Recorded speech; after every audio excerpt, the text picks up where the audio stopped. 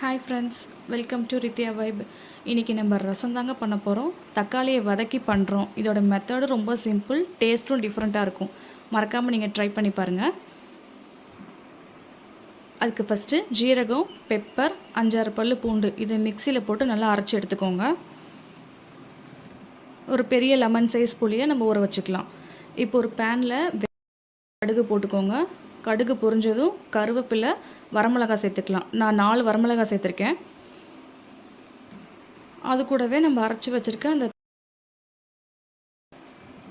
ஜீரகம், பெப்பர் இதெல்லாம் சேர்த்துக்கலாம். எண்ணெயிலே லைட்டாக ஃப்ரை பண்ணிக்கோங்க. இப்போது தக்காளி சேர்த்துக்கலாம். நான் மீடியம் சைஸ் தக்காளி 4 சேர்த்துருக்கேங்க. பெரிய சைஸ் தக்காளியாக இருந்தால் நீங்கள் 3 போட்டுக்கோங்க.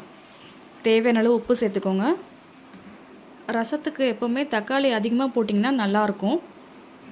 புளி அதிகமானால் கூட அந்த புளிப்பு டேஸ்ட் வந்து பேலன்ஸ் பண்ணிக்கும்.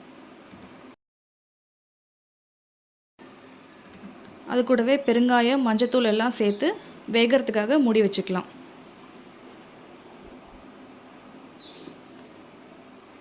இப்போ சைட்லேயே ஊற வச்சுருக்க புளியை நம்ம கரைச்சி வச்சுக்கலாம். தக்காளி நல்லா வெந்துருச்சு. இப்போ புளி தண்ணியை சேர்த்துக்கலாங்க. இந்த தண்ணியோட அளவு பார்த்திங்கன்னா நான் 1 செம்பு அளவு ஆட் பண்ணியிருக்கேன். ஒரு லெமன் சைஸ் புளிக்கு 4 மீடியம் சைஸ் தக்காளிக்கும் 1 இல்லைனா 1.25 செம்பு தண்ணி கரெக்டாக இருக்கும். இதுக்கப்புறம் நீங்கள் மூடி வைக்க வேண்டாங்க. லோ ஃப்ளேமில் வச்சே கொதிக்க வச்சுக்கோங்க. அப்போ தான் அந்த ரசத்தோட வாசம் சூப்பராக இருக்கும். இது ரொம்ப கொதிக்க வைக்காதீங்க. ஒரு இடத்துல கொதி வரும்போதே ஆஃப் பண்ணிக்கலாம்.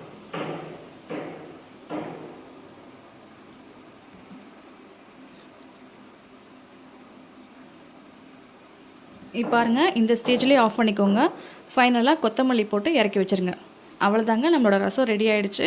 உங்களுக்கு இந்த ரெசிபி பிடிச்சிருந்தா மறக்காமல் நம்ம சேனலை ஃபாலோ பண்ணிக்கோங்க, சப்ஸ்கிரைப் பண்ணிக்கோங்க.